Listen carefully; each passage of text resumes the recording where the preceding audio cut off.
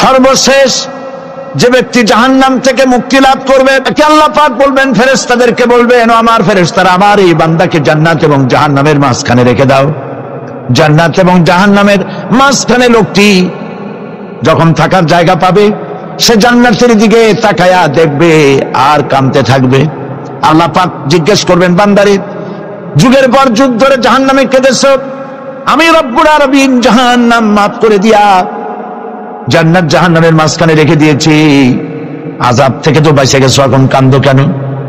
লোকটি বলবে, রব্বুল আলামিন কান্দি এই কারণে, জাহান্নাম থেকে মাফ করেছো, তোমার শুকরিয়া আদায় করি। জান্নাত তো আমার কপালে নাই, কিসমতে নাই, কিন্তু জান্নাত আমি এখান থেকে দেখতে পাচ্ছি, জান্নাতের সুঘ্রাণ আমার নাকে আসতেছে, কপালে নাই যাওয়ার।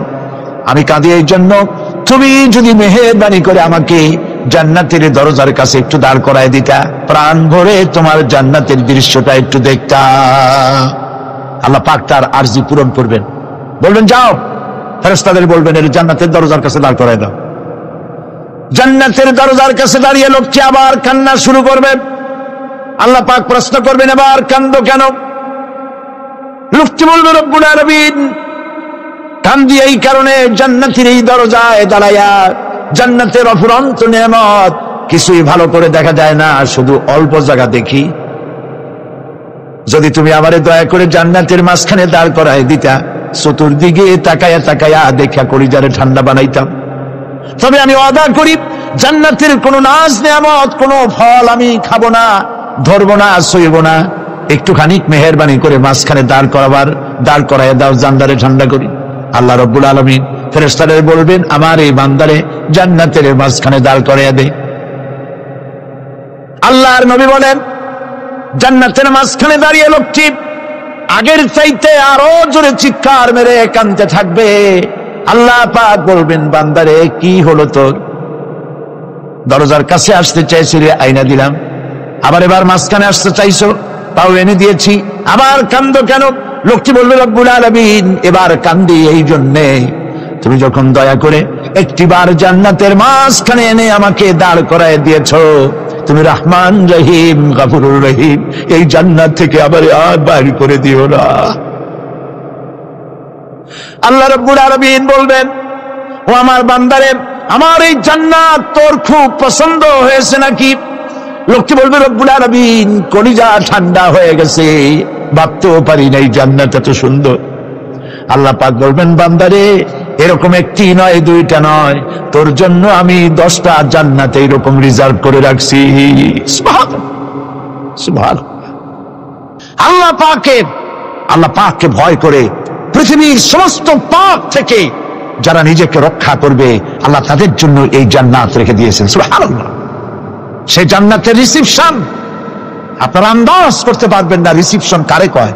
এর প্রধানমন্ত্রী আর প্রেসিডেন্ট, 4টা-5টা পুলিশ আর আর্মি এসে একটা ফট করে সেলুট মারলো, বাস শেষ হয়ে গেল, এরকম না। জান্নাতীদেরকে রিসিপশন দেওয়া হবে। জান্নাতীরা যখন আল্লাহর হুকুমে জান্নাতের দিকে যেতে লাগবে, আর যখন জান্নাতের কাছে চলে যাবে, আল্লাহ রাব্বুল আলামিন শোনায় দিচ্ছেন, হাত্তা ইযা জাউহা ফুতিহাত আবওয়াবুহা ওয়া ক্বালা লাহুম খাযানাতুহা সালামুন আলাইকুম তিবতুম ফাদখুলুহা খালিদিন। সুবহানাল্লাহ। জান্নাতীরা যখন জান্নাতে প্রবেশ করার দরজার মুখোমুখি হবে, তার রক্ষীগণ তখন বলবে, সালামুন আলাইকুম, আল্লাহর শান্তি তোমাদের উপরে বর্ষিত হোক। সুবহানাল্লাহ। দুনিয়ার টাটকা সুখগুলি 2 পা দিয়ে ঠেলে দিয়েছো, টাটকা সুখগুলি গ্রহণ করো নাই, হারাম খাও নাই, আল্লাহর দ্বীন কায়েমের জন্য রক্ত দিয়েছো, জীবন দিয়েছো, কষ্ট করেছো, আল্লাহকে ভয় করেছো।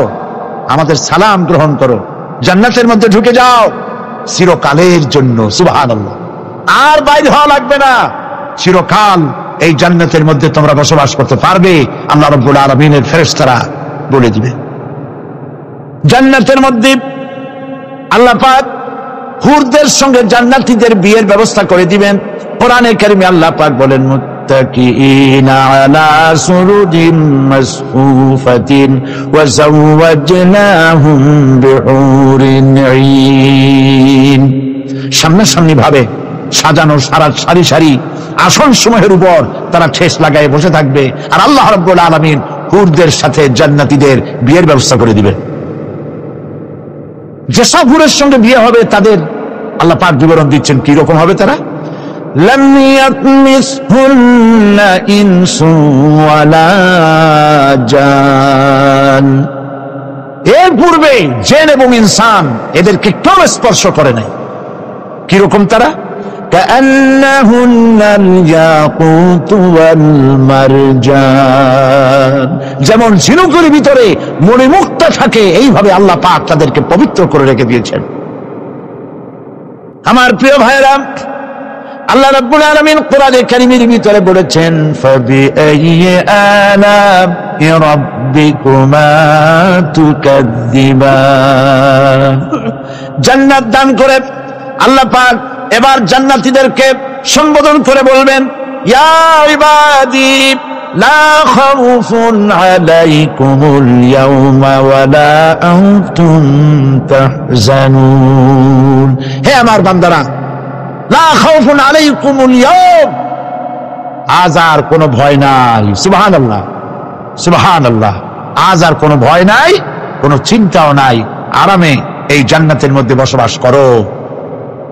এরপরে আল্লাহ পাক জিজ্ঞেস করবেন, ও আমার জান্নাতীরা, আমি যেসব ওয়াদা করছিলাম আমার ওয়াদা মোতাবেক সমস্ত নিয়ামত পেয়েছো? তারা বলবে হ্যাঁ পেয়েছি, সব নিয়ামত আপনার ওয়াদা মোতাবেক সব পেয়েছি। আল্লাহ রাব্বুল আলামিন বলবেন সব পাও নাই, ওয়ালাদাইনা মাজিদ, আমার কাছে আরো বেশি আছে। সুবহানাল্লাহ, আমার কাছে আরো বেশি আছে। জান্নাতীরা বুঝবে না সে আরো বেশিটা কি, এর থেকে আর বেশি কি। প্রিয় ভাই সব, নবী করিম সাল্লাল্লাহু আলাইহি ওয়াসাল্লাম বলেছেন জান্নাতের সুখ আর শান্তি কোন চোখ নাই যা দেখেছে, যা কোন অন্তঃকরণ নাই যা কল্পনা করতে পেরেছে। এই জান্নাত মুত্তাকিদের জন্য আল্লাহ রাখছেন। সুবহানাল্লাহ। জান্নাতীরা ভাবতেও পারবে না সেই নিয়ামতগুলি কি। প্রিয় ভাই সব, সেই মুহূর্তে আল্লাহর নবী মুহাম্মদ রাসূলুল্লাহ সাল্লাল্লাহু আলাইহি ওয়াসাল্লাম বলবেন, রব্বুল আলামিন আমার উম্মতেরা জান্নাতীরা বুঝতে পারে নাই আপনার কাছে কি নিয়ামত আরো বেশি আছে। আমার এই উম্মতেরা জান্নাতীরা আপনার ওয়াদা মোতাবেক সব পেয়েছে, কিন্তু একটি জিনিস এখনো তাদের কিসমতে হয় নাই। সেই জিনিসটা হলো যারা তার রবকে না দেখে শুধু কোরআন আর হাদিসের কথা শুনে আরবের ঘুম হারাম করে তাহাজ্জুদের নামাজ আদায় করেছিল, চোখের পানি ফেলেছিল। যারা জান্নাত দেখে নাই, জাহান্নাম দেখে নাই, আপনাকে ভয় করে যারা জীবন পরিচালনা করেছিল, যারা আপনাকে দেখে নাই, না দেখে শুধু কোরআন হাদিস বিশ্বাস করে যারা অকাতরে নিজেদের জীবন বিলায় দিয়েছিল, এই জান্নাতীরা এখন পর্যন্ত তার রবকে দেখতে পারে নাই। আল্লাহ রাব্বুল আলামিন তার সামনে থেকে ৭০,০০০ পর্দা সরে যাবে। আল্লাহ পাক বান্দাদের আরজি পুরা করার জন্য জান্নাতীদের সামনে তিনি জালোয়া ফরজ হবে। কোরআন শরীফের ভিতরে আল্লাহ পাক বলে জান্নাতীরা তারা আল্লাহর দিকে, জান্নাতীরা তার রবের দিকে তাকিয়ে থাকবে, আর রব তার বান্দাদের দিকে তাকাইয়া থাকবে। প্রাণ ভরে জান্নাতীরা রবকে দেখবে, সুবহানাল্লাহ, আল্লাহ পাককে দেখবে। প্রাণ খুলে আজ দোয়া করি রব্বুল আলামিন জান্নাতের যেই পরিবেশে যেই জায়গায় তুমি দয়া করে তোমার গোলামদেরকে তুমি নিজেই দর্শন দিবে, দেখা দিবে। মনিব ও আমাদের রব, আজ এই বিশাল জনসমুদ্র নিয়ে তোমার দরবারে আবেগ ভরা কণ্ঠে বলি, যেই অনুষ্ঠানটি তুমি এমন মুবারক অনুষ্ঠান করবে যেখানে তুমি জান্নাতীদেরকে দেখা দিবে, ওই জান্নাতের কোনো একটি, ওই অনুষ্ঠানের কোনো একটি কোনায় কানায় আমাদেরকেও দাঁড় করাইয়া দেখান তো।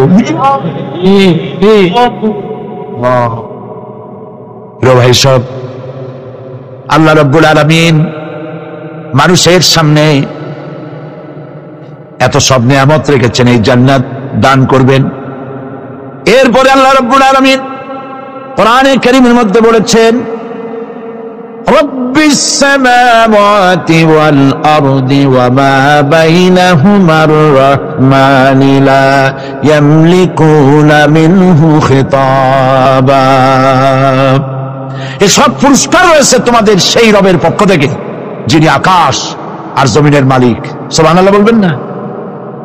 যার সামনে কথা বলার ক্ষমতা কারো হবে না। এটি একটি মারাত্মক কথা। কিয়ামতের দিন আল্লাহর দরবারে কেউ কথা বলতে পারবে না আল্লাহর নির্দেশ ছাড়া। একটি আকীদা পরিষ্কার করে নিয়ে যান আপনাদের। সে আকীদাটা এভাবে পরিষ্কার করুন, কোন পীর সাহেব, কোন খাজা বাবা, কোন মাওলানা, কোন মুহাদ্দিস, কোন বুজুর্গ আপনাকে সুপারিশ করতে পারবে না যদি না আল্লাহ পাক তাকে কথা বলার তৌফিক না দেয়। মনে থাকবে এটা। আয়াতুল কুরসির ভিতরে আমরা পড়ি, মান যাল্লাযী ইয়াশফাউ ইনদাহু ইল্লা বিইজনিহি। আল্লাহ পাক বলেছেন কিয়ামতের দিন আল্লাহর দরবারে কার সাহস আছে কথা বলতে পারে? মান যাল্লাযী ইয়াশফাউ ইনদাহু ইল্লা বিইজনিহি। আল্লাহর ওয়াদা ছাড়া, হুকুম ছাড়া আল্লাহর সামনে কথা বলার সেদিন কেউ থাকবে না। সুবহানাল্লাহ। কেউ কথা বলতে পারবে না। সুপারিশ করতে হবে আল্লাহ যারে বলেন তুমি করো, অমুকের জন্য করো, সেই ব্যক্তি শুধু তার জন্যই করতে পারবে, আর কেউ কথা বলতে পারবে না। সেই কঠিন হাসরের ময়দান, যেদিন শুধুমাত্র আল্লাহ পাক কথা বলবেন, আর যারে বলতে বলবেন সেই কেবলমাত্র বলতে পারবে। সুপারিশ এটি আল্লাহ পাক কিয়ামতে পারমিশন দিলে বলা যাবে।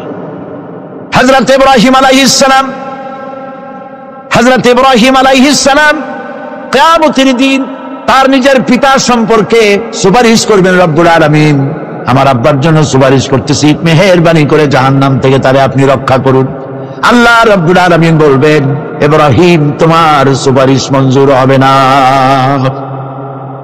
প্রিয় ভাই সব, একটু মাথা খাটান, চিন্তা করেন। উলুল আযম পয়গম্বর, জাতির পিতা। কে জাতির পিতা?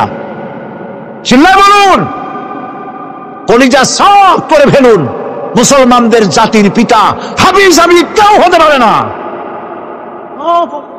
মিল্লাতা আবিকুম ইব্রাহিম। ইব্রাহিম আলাইহিস সালাম এই মিল্লাতের পিতা। সুবহানাল্লাহ। হযরত ইব্রাহিম আলাইহিস সালাম কিয়ামতের দিন বলবেন, আল্লাহ আমার আব্বার জন্য সুপারিশ করছি। আল্লাহ পাক বলবেন মঞ্জুর হবে না। আজর তোমার পিতা হতে পারে, কিন্তু আমার খলিলকে আগুনে ঢালার জন্য নমরুদকে সে সহযোগিতা করেছে, আমি তোমার পিতাকে ক্ষমা করব না। নবী করিম সাল্লাল্লাহু আলাইহি সাল্লামকে সাহাবায়ে কেরাম জিজ্ঞেস করেছেন, হে রাসূল আপনার আব্বা এবং আম্মার অবস্থা কি হবে? নবী করিম সাল্লাল্লাহু আলাইহি সাল্লাম কেঁদে ফেলেছেন, সাফ বলেছেন আমি তাদের কোনো উপকারে আসব না। আল্লাহু আকবার। আপনি মনে করছেন নাকি যে ইয়া নবী সালাম আলাইকা বলি অমনি নবীর সুপারিশ পাবেন? এত সহজ। কতগুলো রসগোল্লা খাইলেন আর বড় একটা মিছিল করলেন, আর অমনি চলে যাবেন? পৃথিবীর সব মানুষ, সাহাবায়ে কেরাম বাদ দেন, পৃথিবীর সমস্ত মানুষ একত্রিত হয়ে আবু তালেব রাসূলুল্লাহকে যে ভালোবেসেছেন, ওর 1000 ভাগের 1 ভাগও সারা দুনিয়ার মানুষ রাসূলুল্লাহকে ভালোবাসতে পারবে? পারবে? নিজের ছেলে আলীকে, আলী রাদিয়াল্লাহু তাআলা আনহুকে আলাদা বিছানায় শোয়াইয়া, ছোট্ট মানুষ হযরত আলী আলাদা জায়গায় রাখিয়া মুহাম্মদুর রাসূলুল্লাহ সাল্লাল্লাহু আলাইহি ওয়াসাল্লাম এতিম মানুষ তারে কলিজার সাথে বুকের মধ্যে আশ্রয় করে দিয়ে আগলে রেখেছেন বুক পরে। সেই আবু তালেব মৃত্যুর সময় নবী করিম সাল্লাল্লাহু আলাইহি ওয়াসাল্লাম বলেছিলেন, চাচা একটিবার আমার কানে তাওহীদের কালেমা শোনায় দেন। আবু তালেব তার কিসমতে ছিল না কালেমা। মরে যাওয়ার পর একজন সাহাবী বলেছিলেন, ইয়া রাসূলুল্লাহ মৃত্যুর সময় আবু তালেবের মুখ আমি নড়তে দেখেছি, তিনি কালেমা পড়েছেন সম্ভবত। রাসূলুল্লাহ সাহেব বলেছেন আমি শুনি নাই। এত ভালোবাসার পরও হাদিস শরীফে এসেছে আবু তালেব জাহান্নামে যাবে। কোথায় যাবে? জাহান্নামের। সবচাইতে কম আযাব হবে কার? আবু তালেবের। কম আযাবটা কি? হাদিস শরীফে এসেছে কম আযাব হলো জাহান্নামের আগুন দিয়ে এক জোড়া জুতা তৈরি করে আবু তালেবের পায়ে পরিয়ে দেওয়া হবে। সেই জাহান্নামের আগুনের তৈরি করা জুতার তাপে আবু তালেবের মাথার ঘিলুগুলো টকবক করে বউ পড়তে লাগবে। এত ভালোবেসে যদি কিয়ামতে উপায় না হয়, আপনি ইয়া নবী সালাম আলাইকা, ইয়া রাসূল সালাম আলাইকা, আর কতগুলো জিলাপি খাইলেন, বড় একটা মিছিল করলেন। প্রিয় ভাই সব, এইসব বিদআত ছাড়ুন, এগুলো সুস্পষ্ট বিদআত। রাসূলুল্লাহকে ভালোবাসবেন, সাহাবীরা যেভাবে ভালোবেসেছেন ওইভাবে ভালোবাসবেন। আল্লাহ রাব্বুল আলামিন বলেন, যালিকাল ইয়াউমুল হক ফামান শাআ ইত্তাখাযা ইলা রাব্বিহি মাআবা। এই দিনটি অবশ্যই আসবে, সেদিনটি নিশ্চিতভাবে আসবে। আর এখন যার ইচ্ছা সে তার রবের দিকে অগ্রসর হোক।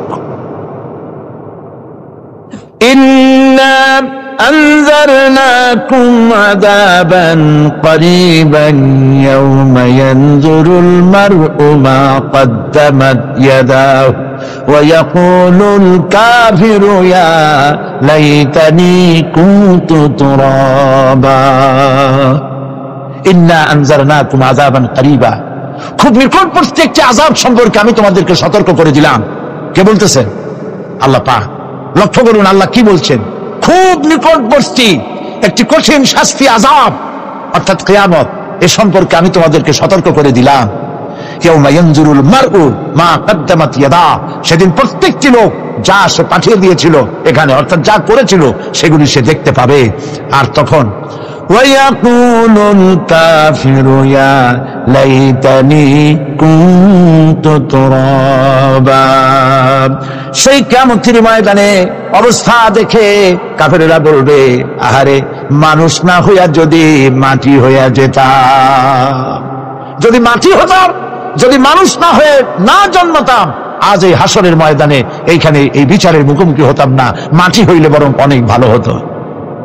এই পৃথিবীতে আমরা এসেছি, চলে যাব, যাওয়ার আগে এই কোরআন একটি বিশাল জনগোষ্ঠী এমন বানাতে চেয়েছে যে জনগোষ্ঠী এই কোরআন দিয়ে একটি বিশাল সমাজ গড়বে, রাষ্ট্র গড়বে, এমন রাষ্ট্র গড়বে যেই রাষ্ট্রে দুঃখ থাকবে না, অশান্তি থাকবে না, যেখানে সুখ থাকবে, সমৃদ্ধি থাকবে, আর কিয়ামতের দিন আল্লাহর জান্নাতে তারা চলে যাবে। তেমন একটি সমাজকে আমরা চাই। সবাই বলেন সেরকম একটি সমাজকে আমরা চাই। প্রিয় ভাই সব, কিয়ামতের দিন আমরা যেতে চাই জান্নাতে। কোথায় যেতে চাই বলেন? জোরে বলেন। এই জান্নাতে যাওয়ার জন্য, এই জান্নাতে যাওয়ার জন্য দুইটা কাজ করতে হবে। কয়টা কাজ? আল্লাহ রাব্বুল আলামিন বলেন, ফামান কানা ইয়ারজু লিকা রাব্বিহি ফালইয়ামাল আমালান সালিহান ওয়া লা ইউশরিক বিইবাদাতি রাব্বিহি আহাদা। আল্লাহ পাক বলেন, যে বাজারা আমার সঙ্গে দেখা করতে চায় কিয়ামতে, দুইটা কাজ করা লাগবে। বলেন কয়টা কাজ? একটা হলো নেক আমল। কি আমল বলেন? নেক আমল। নেক আমল কারে বলে? নেক আমল করতে হলে আবার দুইটা শর্ত লাগে। এক নম্বরে কাজটা করতে হবে আল্লাহরে খুশি করার জন্য। কারে খুশি করার জন্য? একটা মাদ্রাসা বানাইছি যাতে লোকেরা বলে যে বড় একটা মাদ্রাসা বানাইছে, এই জন্য মাদ্রাসা বানাবেন, মসজিদ বানাবেন, হসপিটাল বানাবেন, যা কিছু করেন নিয়ত হবে আল্লাহকে খুশি করা। নিয়ত হবে কারে খুশি করা? আল্লাহ পাককে খুশি করা। এই হলো নেক আমলের প্রথম শর্ত। কাজ হবে আল্লাহকে খুশি করার জন্য। দুই নম্বরে কাজটি হতে হবে সুন্নতে নববী সাল্লাল্লাহু আলাইহি ওয়াসাল্লামের উপরে। মনে থাকবে, দাড়ি রাখবো। কেন রাখবো? রাসূলের সুন্নাত। রাখবো কারে খুশি করার জন্য? আল্লাহকে খুশি করার জন্য। রাখবো কার মতো? রবীন্দ্রনাথের মতো, কার্ল মার্কসের মতো, কবির মতো নয়। রাখতে হবে কার মতো? নবীর মতো। বুঝে নেন, কাজটা হতে হবে আল্লাহকে খুশি করার জন্য। দুই নম্বরে কাজটা হতে হবে সুন্নতে নববী সাল্লাল্লাহু আলাইহি ওয়াসাল্লামের উপরে হতে হবে। তাহলে এই হলো এক নম্বর। জান্নাতে যাওয়ার জন্য, আল্লাহর সাথে দেখা করার জন্য 1 নম্বরের কাজ হলো নেক আমল। বলেন 1 নম্বরের কাজ কি? 2 নম্বরের কাজ ওয়ালা ইউশরিক বিইবাদাতি রাব্বিহি আহাদা। আল্লাহ রাব্বুল আলামিনের ইবাদতের সাথে কাউকে শরীক স্থাপন করা যাবে না। আমরা যারা মুসলমান, অধিকাংশ মুসলমান শিরকের ভিতরে মুবতালা হয়ে আছে। বিশ্বাস করেন কিনা বলেন? কাফেররা তো মুশরিক আছেই, ওরা তো মুশরিক আছেই, কিন্তু আমরা মুসলমানেরা আমাদের আমলের মধ্যে আমাদের অজান্তে সবের নিয়তে অনেক শিরক আমরা করে বসি। নাউজুবিল্লাহ, বলেন নাউজুবিল্লাহ। এই জন্য আমি বারবার সতর্ক করি, নিজেকেও করি, আপনাদেরকেও করি। এই কারণে করি, শিরকের গুনাহ আল্লাহ মাফ করবেন না। ইন্না শিরকা লা যুলমুন আযীম, শিরক মস্ত বড় অপরাধ, জুলম, আল্লাহ মাফ করবেন না। আল্লাহর কাছে কাঁদতে কাঁদতে মাপ চাওয়া লাগবে যে আল্লাহ শিরক থেকে আমাকে রক্ষা করো, বাঁচাও। অনেক গোপন শিরক আছে।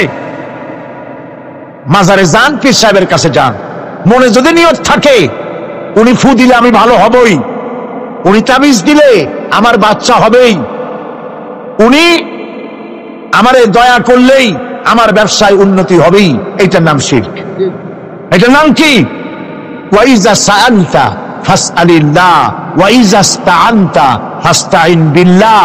যা বলার আল্লাহরে বলো, আর যা চাওয়ার কার কাছে চাও? চিল্লা বলেন।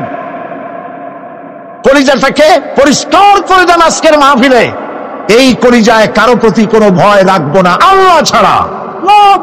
ভয় করবো কারে বলেন? মহব্বত আল্লাহ ছাড়া, এত বেশি মহব্বত আর কাউকে করবো না। আল্লাহ তাআলা আমাদের কলিজায় তোমার ভয় এবং মহব্বত দিয়ে ভরে দাও, রাসূলের মহব্বত দিয়ে আমাদের দিলকে ভরে দাও। বিশ্বাস করুন ভাই সাহেব, কোরআন শরীফ আমার সামনে, বিশ্বাস করুন, দেশি পীর বিদেশি পীর, খাজা বাবা দেশি এবং বিদেশি, কেউ আপনার ভাগ্য বদলাই দিতে পারবে না। এই পিছনে দৌড়ায় দৌড়ায় কোনো লাভ নাই। এতক্ষণ মসজিদের ভেতরে বসে আল্লাহর কাছে কাঁদেন।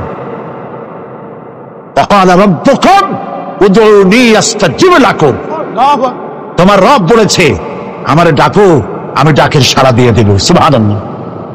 আর আল্লাহ বলেছেন আমার ইবাদতের সাথে কাউকে শরীক করবে না। ক্ষমতা আলাইসাল্লাহু বিকাফিন আব্দা। আল্লাহ প্রশ্ন করছেন আলাইসাল্লাহু বিকাফিন আব্দা, আমি কি আমার বান্দার জন্য যথেষ্ট নই? চিল্লায় বলুন অবশ্যই যথেষ্ট। আবার বলেন অবশ্যই যথেষ্ট। কলিজা সাফ করে ফেলেন। সম্রাট শাহজাহান, দিল্লির সম্রাট, হাবিজাবি সম্রাট না, দিল্লির সম্রাট। এখন কোথায়? কবরে। কবি বলতেছেন শাহনে জাহাं को जिन्हें फक्र से देते थे बाज, शाहने जहां को जिन्हें फक्र से देते थे बाज, वाज कब्र में है सूरह अलहम्दु की मोहताज। সারা ভারতবর্ষ যারা ট্যাক্স দিয়ে নিজেকে সৌভাগ্যবান বলে মনে করত, সে আজ কবরের মধ্যে ভিক্ষুকের মতো সূরা আল-হামদুর মতো একটি সূরার মুহতাজ হয়ে ভিক্ষুকের মতো শুয়ে আছে। সম্রাট শাহজাহান মসজিদে বসে আছে, এক ফকির ঘুরতেছে। লোকেরা কয় ছোটবেলা থেকেই তোমার খয়রাত করতে দেখলাম, ভিক্ষা কি জীবনেও যাবে না তোমার? লোকটি বলছে আমি ভিক্ষা করবো স্যার, আমার উপায়টা কি? এই লোকটি আমি ভিক্ষা করা স্যার করবো কি? লোকেরা তো আমার 60 টাকা 50 টাকা 100 টাকা দেয় না, 4 আনা 5 আনা 1 টাকা এই আমার দেয়, এ দিয়ে আমি বড় লোক হবো কেন? লোকটি বলছে আচ্ছা দেখো, তুমি তো জায়গা মতো যাইতে পারো নাই, বাদশার কাছে যাও, এমন দেওয়া দেবে জীবনে আর খয়রাত করা লাগবে না। তো বাদশার কাছে কি খয়রাতি যাইতে পারে কোনোদিন? হ্যাঁ এখন পারবা। কেমনে? সম্রাট শাহজাহান এখন একা একা মসজিদে আছেন। তখনকার এসব বাদশারা অনেকে নামাজি ছিলেন, দিনদার ছিলেন। ফকির দরজার কাছে দাঁড়াইয়া দেখতে পাচ্ছে কেউ নাই, দেহরক্ষীরা দূরে দূরে দাঁড়ানো।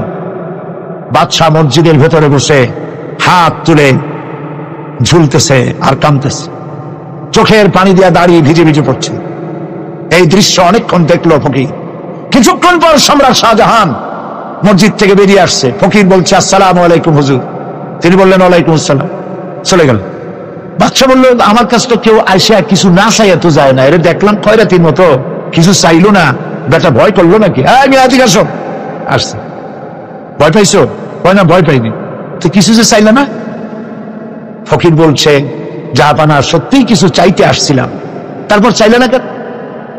ফকির বলছে, জাহাপানা সারা জীবন ভিক্ষা করেছি, আর আজ দিল্লির সম্রাটের কাছে বেশি পাওয়ার লোভে এসেছি না, কিন্তু আপনার দশা দেখা আমার জ্ঞানের চোখ খুলে গেছে। আমি লক্ষ্য করে দেখলাম, আমি সম্রাটের কাছে চাইতে এসেছি, হাত তুলি নাই, বিনয় প্রকাশ করি নাই, চোখের পানি ফেলি নাই, কিন্তু লক্ষ্য করে দেখলাম দিল্লির সম্রাট আমার চাইতেও বড় ভিক্ষুকের মতো। আবার কোন সম্রাটের কাছে হাত তুলে কান্দে? আমার জ্ঞানের চোখ খুলে গিয়েছে, আমি বুঝতে পেরেছি সম্রাট কান্দে যেই সম্রাটের কাছে, তারে ছাড়া আর কারো কাছে জীবনে চাইব না। এই কথাই সূরা ফাতিহায় প্রত্যেকদিন পড়ি, বুঝি না কি পড়ি। ইয়াকা না'বুদু ওয়া ইয়াকা নাস্তাঈন। আয় আল্লাহ, একমাত্র তোমার গোলামি করি আর তোমার কাছে সাহায্য চাই, তুমি ছাড়া কারো কাছে সাহায্য চাই না। কলিজা সব করুন, কোন মরা পীর, কোন জিন্দা পীর আপনার মনের আশা পুরা করতে পারবে না, পারবে না, পারবে না। ওয়াসি সেদিন শপথ নিয়েছিলেন, রব্বুল আলামিন, আমি জাহালাতের কারণে যেই বল্লম দিয়ে ইসলামের একজন শ্রেষ্ঠ সন্তানকে আমি শহীদ করে ফেলেছিলাম, আমি বুঝতে পারি নাই, ওই বল্লমটা আমি হেফাজতে রেখে দিয়েছি।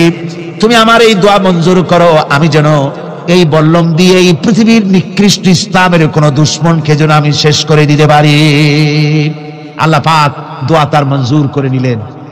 মুসাইলামা কাজ্জাবের বিরুদ্ধে হযরত আবু বকর সিদ্দিক রাদিয়াল্লাহু তাআলা আনহু যে বাহিনী পাঠালেন, হযরত ওয়াসি সেই বাহিনীর মধ্যে ছিলেন।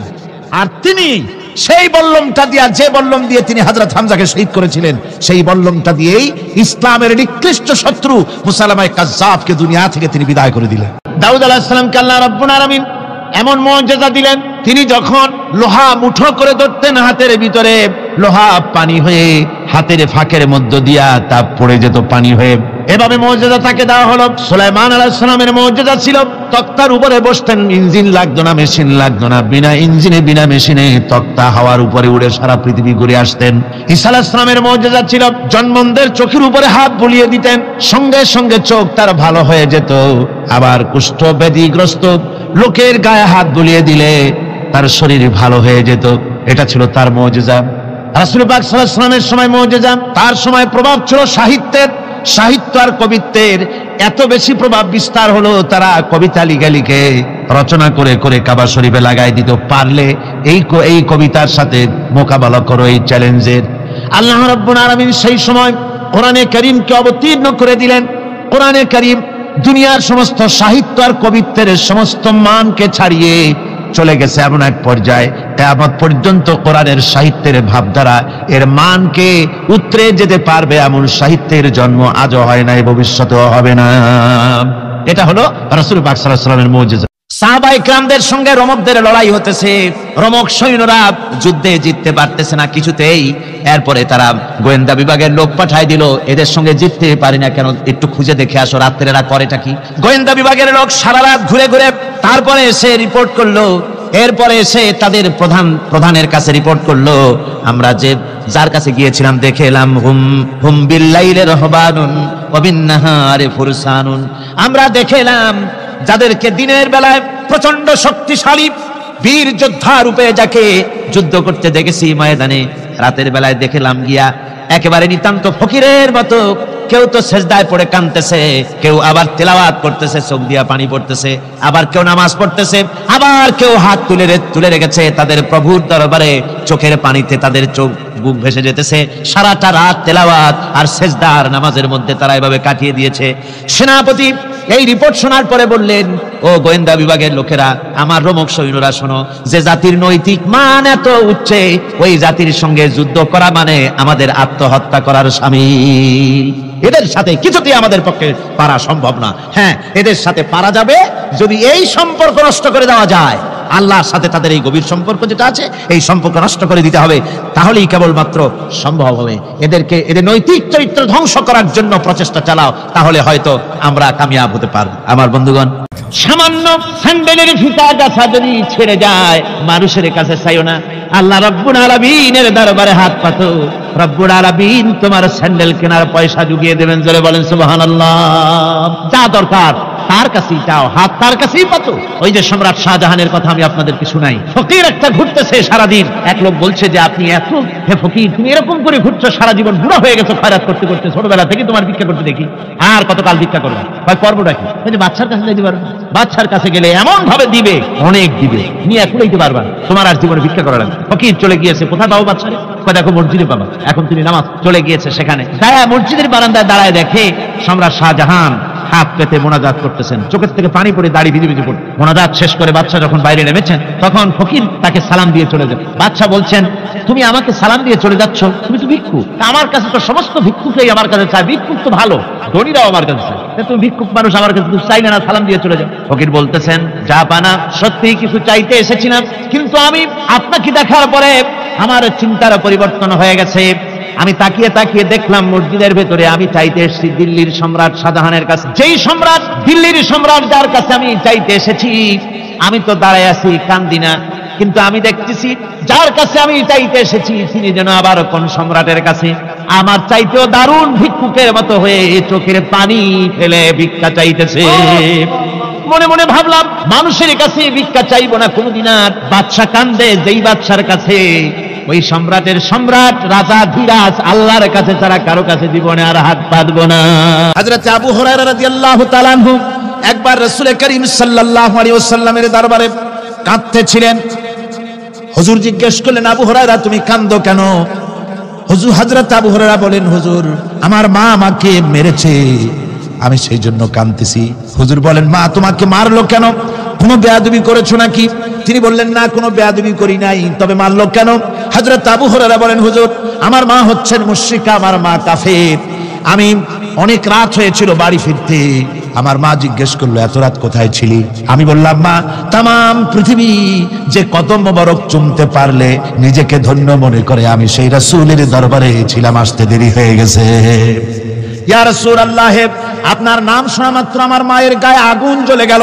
সহ্য করতে না পেরে আমাকে মায়ের আরম্ভ করে দিল। বলল, আবু হুরায়রা হয় আমার বাড়ি ছাড়বি, না হয় মুহাম্মদ সাল্লাল্লাহু আলাইহি ওয়াসাল্লামের ঘর ছাড়বি, কোনটা করবি কর। আমি বললাম, মা তোমার গায়ে যত শক্তি আছে সমস্ত শক্তি দিয়ে তুমি আমাকে প্রহার করো, আমি তামাম তোমার বাড়িটা সুদ্ধা তামাম দুনিয়া ছেড়ে দিতে পারি, কিন্তু রাসূল পাক সাল্লাল্লাহু আলাইহি ওয়াসাল্লামের কদম মোবারক ছাড়তে পারি না। ভাইরা আমার, হযরতে আবু হুরায়রা কাঁদতেছেন। আল্লাহর নবী বলেন, তুমি কাঁদো কেন? তোমার মা তোমাকে মেরেছেন, আমি এখানে কি করব? এখানে তো আমি কোনো দখল আন্দাজ করতে পারি না, আমি কি করতে পারি? এখানে ইন্টারফেয়ার তো আমি করতে পারি না, মা তোমারে মেরেছে। হযরত আবু হুরায়রা বলেন, ইয়া রাসূলুল্লাহ, মায়ের বিরুদ্ধে কোনো নালিশ করার জন্য আপনার কাছে আমি আসি নাই। বলে, কেন এসেছো? হযরত আবু হুরায়রা বলেন, হুজুর এসেছি এই জন্য, আমি জানি আপনি যদি আল্লাহর দরবারে কোনো ব্যাপারে দোয়া করেন, আল্লাহ রাব্বুল আলামিন তা মঞ্জুর করে নেন। আপনি মেহেরবানি করে আমার মায়ের হেদায়েতের জন্য আল্লাহর কাছে দোয়া করুন। হুজুর সাল্লাল্লাহু আলাইহি ওয়াসাল্লাম দুহাত উঁচু করলেন, বললেন, আল্লাহুম্মা ইহদি উম্মা আবি হুরায়রা, আয় আল্লাহ আবু হুরায়রার মাকে তুমি হেদায়েত নসিব করে দাও। এই দোয়া রাসূল করতেছেন। হুজুরকে দোয়ার মধ্যে ফেলে রেখে আবু হুরায়রা দৌড় আরম্ভ করেছে বাড়ির দিকে। পেছন থেকে কয়েকজন সাহাবী তারা দৌড়ে গেল। আবু হুরায়রা দৌড়ায় কেন? এত ভদ্র মানুষ, কোনো সময় কারোর সাথে রাগারাগি করে না, দৌড়ায় কেন? নিশ্চয়ই কোনো বিপদ বুঝি হয়ে গিয়েছে, পিছন থেকে জামা টেনে ধরেছে, কি হয়েছে, দৌড়াও কেন? হযরত আবু হুরায়রা বলেন, আমার জামা ছেড়ে দাও, আমাকে দৌড়াতে দাও, আমি দৌড়াইয়া বাড়ি পৌঁছে গিয়ে দেখতে চাই আমি আগে দৌড়ে বাড়িতে গেলাম না নবীজির দোয়া আমার আগে আমার বাড়ি পৌঁছে গেল, কোনটা হলো আমি সেটা দেখতে চাই। হযরত আবু হুরায়রা দৌড়াতে দৌড়াতে ঘরের কাছে গিয়ে নক করেছে। ভিতর থেকে আওয়াজ এলো, কে? কিছুক্ষণ পর মা আমার বেরোলেন, মাথার চুল দিয়া পানি পড়তেছে, বুড়া মানুষ। মা আমার কাছে এসে বলল, বাবা তোমাকে মারার পর আমি বড় অনুতপ্ত হয়েছি, মনে মনে অনুশোচনা করেছি, আরে আমার ছেলে তো কোনো খারাপ জায়গায় যায় নাই, কোনো খারাপ মানুষের কাছে যায় নাই, মারলাম কেন? বড় অনুতপ্ত হয়ে গেছি আমি। এই অনুশোচনা করে আমি এই মাত্র গোসল করেছি, আমাকে নিয়ে চলো তুমি বিশ্ব নবী রাসূলুল্লাহর দরবারে। আমার ভাইরা, রাসূল পাক সাল্লাল্লাহু আলাইহি ওয়াসাল্লাম আল্লাহর নবী এমন এক মহান সত্তা ছিলেন যে তিনি দোয়া আল্লাহর দরবারে হাত উঁচু করতে দেরি আছে, কিন্তু দোয়া কবুল হতে দেরি নাই। কুতুবে সুবহানী শেখ মহিউদ্দিন আব্দুল কাদের জিলানী রাহমাতুল্লাহ আলাইহি তিনি বলেছেন, মুনাজাত করতে গিয়ে আবেগে বলেছেন, রব্বুল আলামিন তুমি যদি দয়া করে আমাকে জান্নাত দাও, আর তোমাকে যদি আমি না পাই, তুমি যদি আমার সঙ্গে দেখা না করো, আমারে যদি কথা না বলো, তাহলে এই জান্নাত আমার কোনো লাভ নাই। আর আমাকে যদি জাহান্নাম দিয়ে দাও, আর মাঝে মধ্যে তুমি যদি জিজ্ঞাসা করো মহিউদ্দিন কেমন আছো, তাহলে এই জাহান্নাম আমার জন্য বেহেশত হয়ে যাবে। আয় আল্লাহ, আমি শুধু তোমারই চাই। আল্লাহর নবী বললেন, মহিলা তুমি অপরাধ করেছো, কিন্তু তোমার গর্ভস্থিত সন্তান তো কোনো অপরাধ করে নাই, সুতরাং তোমার উপরে শরীয়তের হদ জারি করা যাবে না, ডেলিভারি হোক, তারপরে বিচার হলো। মহিলা চলে গেল আফসোস করতে করতে যে আমার বিচার হলো না, যদি এর মধ্যে আমি মরে যাই তাহলে জেনা করেছি। দুনিয়ার শাস্তি তো সহজ, পাথর মেরে উড়িয়ে দেবে, সঙ্গে সার করবে, এটা তো সহজ, কিন্তু কিয়ামতের ওই কঠিন জাহান্নামের আগুনে জ্বলতে পারবো না। মহিলাটি সন্তান ডেলিভারির পরে মহিলা চলে এসেছে রাসূলের কাছে, হুজুর এই সে আমার বাচ্চা ডেলিভারি হয়েছে, আপনি মেহেরবানি করে আমার উপরে হদ জারি করেন, শাস্তি দেন। আল্লাহর নবী বলেন, মহিলা তুমি অপরাধ করেছো, কিন্তু তোমার সন্তানের হক আছে, তোমার বুকের দুধ 2.5 বছর পর্যন্ত সে পান করবে, আমি তার হক নষ্ট করতে পারি না। মহিলা আবার চলে গেল কাঁদতে কাঁদতে, যদি এর মধ্যে মরে যায়, 2.5 বছরে যেতে পারে নাই, তার আগেই মহিলা ওই বাচ্চাটাকে কোলে নিয়ে হাতে একটা রুটি দিয়া হুজুরের কাছে আসছে। কত পেরেশানি দেখেন। মহিলা এসে বলেন, ইয়া রাসূলুল্লাহ, আমার এই বাচ্চা এখন দুধ ছেড়ে দিয়েছে, সে রুটি খাইতে পারে, হুজুর আর দেরি করবেন না, এই শাস্তি না নিয়ে যদি মরে যায় জাহান্নামের কঠিন আযাব আমি ভোগ করতে পারবো না। আল্লাহর নবী ওই মহিলাকে অর্ডার দিয়া দিলেন, একে বুক পর্যন্ত মাটির মধ্যে গেড়ে দিয়া চতুর্দিক থেকে পাথর নিক্ষেপ করো। মহিলাকে নিয়ে বাচ্চাকে বুক পর্যন্ত মাটির ভিতরে গেড়ে দিয়া চতুর্দিক থেকে যখন পাথর নিক্ষেপ করা হচ্ছিল, রক্ত ছিটে এসে একজন সাহাবীর গায়ে পড়ায়, সাহাবী মহিলাকে ভর্ৎসনা করলেন। আল্লাহ নবী বললেন, শুনতে পেরে নবীজি বললেন, ও সাহাবী ভর্ৎসনা করো না, বরং এই মহিলার তওবা আল্লাহ রাব্বুল আলামিন এমন ভাবে কবুল করেছেন, যদি সে তওবা দুনিয়ার সব মানুষকে ভাগ করে দেওয়া যায়, তাহলে সমানভাবে ভাগ করে দেওয়া যাবে। 60,000 সৈন্য তাদের অশ্ব নিয়ে, তাদের উষ্ট্র নিয়ে, তাদের মালপত্র নিয়ে, জিহাদের সামান নিয়ে শ্রাবণের খরস্রোতা নদী, উত্তাল তরঙ্গমালায় ভরা নদীর উপর থেকে এই সাহাবীরা পাড়ি দিয়ে ওপার চলে গেলেন। ওপার যাওয়ার পরে হযরতে সাদ বলছেন, তোমাদের কেউ কি হারায় গেছে নাকি? সবাই এদিক ওদিক তাকায়, খোঁজ করে বলল, মানুষ তো দূরের কথা, একটা উট আর ঘোড়াও একটাও হারায় যায় নাই। একজন বলল, আমার একটা পেয়ালা, যে পেয়ালা আমি পানি পান করতাম, সেই পেয়ালাটা তুফানে ছিটকে কোথায় চলে গেছে, ওইটা হারায় গেছে। হযরতে সাদ বলেন, মুজাহিদের কোন জিনিস দরিয়া নিতে পারে না, অবশ্যই তা ফেরত আসবে। এই কথা তিনি বলতেছিলেন, হঠাৎ করে দরিয়ার কিনারে একটা আওয়াজ হলো, দেখা গেল তুফানের ভিতরে সেই হারানো বাটিটা তাদের মধ্যে ফিরে এসেছে। আল্লাহু আকবার। মুজাহিদদেরকে সাহায্য করেন স্বয়ং আল্লাহ রাব্বুল আলামিন। আফ্রিকার জঙ্গলের কাছে ভিন্ন ইতিহাস, জঙ্গলের কাছেই মুসলমানদেরকে থাকতে দেওয়া হয়েছে। মনে করা হয়েছিল জঙ্গলের সমস্ত হিংস্র প্রাণীরা এই মুসলমানদের শেষ করে দেবে, যুদ্ধ করা লাগবে না। হযরতে সাদ সে অবস্থা বুঝতে পারলেন, তিনি একটা মঞ্চ তৈরি করলেন। সেই মঞ্চের উপরে দাঁড়ায় জঙ্গলের প্রাণীদের দিকে লক্ষ্য করে তিনি নোটিশ জারি করে দিলেন, বললেন, ইয়া আইয়াতুহাল হাশারাত ওয়াস সিবাউ নাহনু আসহাবু রাসূলুল্লাহ সাল্লাল্লাহু আলাইহি ওয়াসাল্লাম। হে জঙ্গলের হিংস্র প্রাণীরা, আমরা আল্লাহ রাসূলের সাহাবী, ফাইন্না নাজিলুনা ফামান ওয়াজাদনা বাদাহু কাতালনাহু। আমরা রাসূলের সাহাবী, এইখানে আল্লাহর দ্বীনকে কায়েম করার জন্য আমরা এসেছি, আল্লাহর কলেমার আওয়াজ নিয়ে আমরা এখানে রাত কাটাবো। সুতরাং এই জঙ্গলের ভিতরে হিংস্র প্রাণী যত আছো, সব আমাদের এই জায়গা ছেড়ে অন্যত্র চলে যাও। আফ্রিকার জঙ্গলি মানুষেরা চিন্তা করলো, মানুষের কথা কি জঙ্গলি প্রাণীতে শোনে নাকি, পাগলে কয় কি? তারা তাকায় তাকায় দেখলো, হযরতে সাদের এই ঘোষণার পরে বাঘের কাতারে বাঘ, সিংহের কাতারে সিংহ, সাপের কাতারে সাপ, যার যার ডিম আর বাচ্চা গুলি মুখে কামড়াইয়া সাহাবীদের এলাকা ছেড়ে দিয়ে তারা অন্যত্র চলে গেল। আমার মুসলমান ভাইরা, এই ছিল মুসলমানদের ইতিহাস। দ্বীন প্রতিষ্ঠা করার কাজে মুসলমান এগোলে আল্লাহই মদদ করেন। কে মদদ করেন? হযরতে মূসা আলাইহিস সালাম ফেরাউনের কাছে গেলেন আর দাওয়াত দিলেন, ফেরাউন পড়ে নাও, লা ইলাহা ইল্লাল্লাহ। একটি কথা আপনাদের মনে রাখতে হবে, দুনিয়ার কোন ফেরাউন, কোন নমরুদ, কোন সাদ্দাত, কোন হামান কেউ বলে নাই যে আমি আল্লাহ, আমি রাজ্জাক, আমি খালেক, আমি পৃথিবীর সৃষ্টি করেছি, কথা কেউ বলেছে? কেউ বলে নাই। কি বলেছে তারা? ফেরাউন বলেছে মা আলিমতু লাকুম মিন ইলাহিন গায়রি, আমি তো জানি না আমি ছাড়া আরো কোনো ইলাহ আছে, এ কথা আমার জানা নাই, সুতরাং আমি হচ্ছি ইলাহ আর তুমি বলছো লা ইলাহা। তার মানে হচ্ছে ওই সময় পয়গম্বরেরা, আল্লাহর নবীর সাহাবীরা তারা জানতেন যে আমরা কিসের দাওয়াত দেই, আর যারা শুনতো তারাও বুঝতো কিসের দাওয়াত শুনতেছি। আজ আমার দেশে একই কালেমার দাওয়াত দেওয়া হয়, কিন্তু মানুষেরা বুঝতে পারে না কি শুনতেছি। ভাষা জানার ব্যাপারে, বোঝার ব্যাপারে হলো আসল বিষয়। এটা বুঝাতে গিয়ে আমি মাঝে মধ্যে একটা দৃষ্টান্ত দেই এভাবে। একজনের একটা রেশনের দোকান ছিল, সেই দোকানে তার একটা ময়না পাখি ছিল, আর ময়না পাখিকে কথা শেখানো যায় সেটা তো আপনারা জানেন। জি, ময়নাকে শিখায়েছে যে লাইন করুন, এক এক করে আসুন। ময়না এই কথা শিখেছে। সকালবেলায় যখন রেশনের দোকানে ভিড় পড়ে গেছে, তখন ওই পাখি খাঁচার মধ্যে বসে বলছে লাইন করুন, এক এক করে আসুন। একদিন খাঁচার দরজা খোলা পেয়ে পাখি উড়ে গিয়ে গাছের ডালে বসেছে। আশেপাশে যত পাখি ছিল তারা চিন্তা করলো এই রকমের পাখি তো কখনো দেখি